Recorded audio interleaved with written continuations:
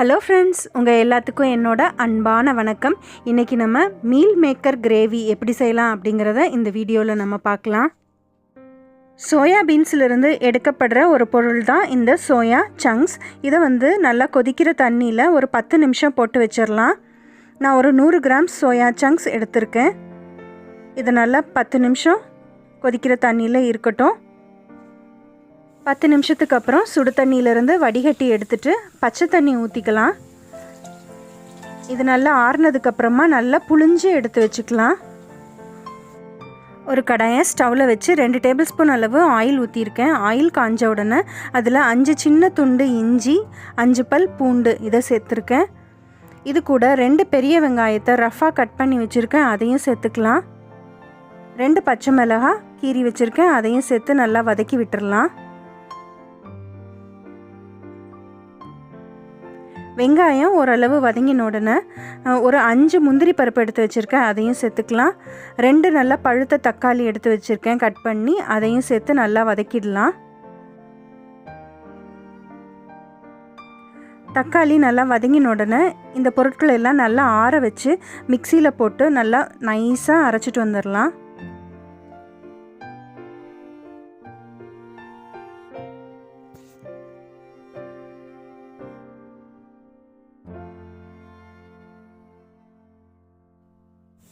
பாருங்கள், இதை மாதிரி நல்லா அரைச்சிட்டு வந்தாச்சு.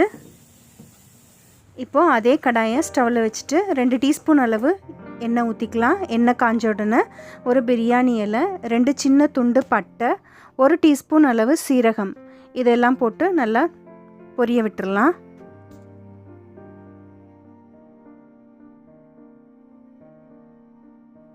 இப்போ இதில் 1/4 டீஸ்பூன் அளவு மஞ்சத்தூள், 2 டீஸ்பூன் அளவு மிளகாத்தூள் சேர்த்துக்கலாம்.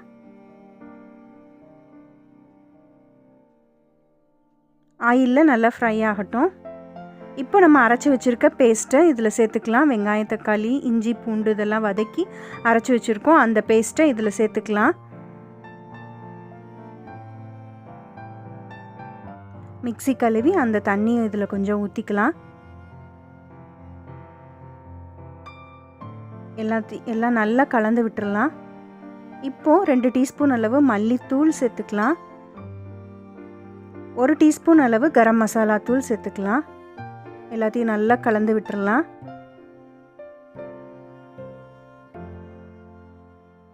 இதில் நம்ம இப்போ புழிஞ்சு வச்சுருக்க சோயா சங்க்ஸை சேர்த்துக்கலாம்.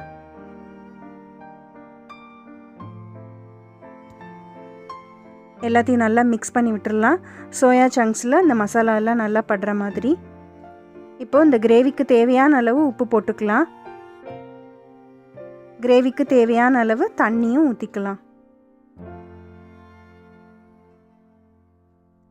எல்லாத்தையும் நல்லா மிக்ஸ் பண்ணி விட்டுடலாம்.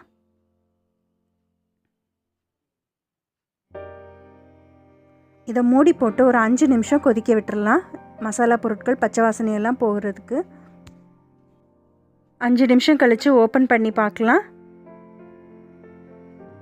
இப்போ இதில் 1/4 மூடி தேங்காயை அரைச்சி வச்சுருக்கேன், அதை இதில் சேர்த்துடலாம்.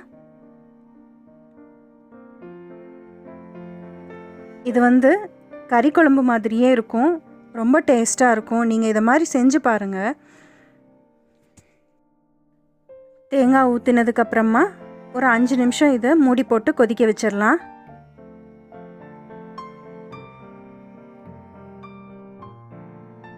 அஞ்சு நிமிஷத்துக்கு அப்புறம் ஓப்பன் பண்ணி பார்க்கலாம். கிரேவி நல்லா திக்காக வந்துடுச்சு. இப்போ ஸ்டவ்வை ஆஃப் பண்ணிவிட்டு அந்த பிரியாணி இலையும் எடுத்துடலாம். மேலால் கொத்தமல்லி தலையை தூவிக்கலாம்.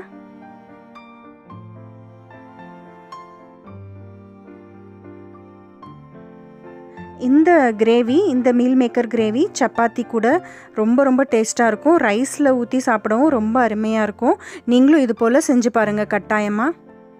இந்த ரெசிபி உங்களுக்கு பிடிச்சிருந்ததுன்னா மறக்காமல் பானூஸ் குக்கரியை சப்ஸ்கிரைப் பண்ணுங்கள். அடுத்த ஒரு சுவையான ரெசிபியோடு உங்களை சந்திக்கிறேன். நன்றி.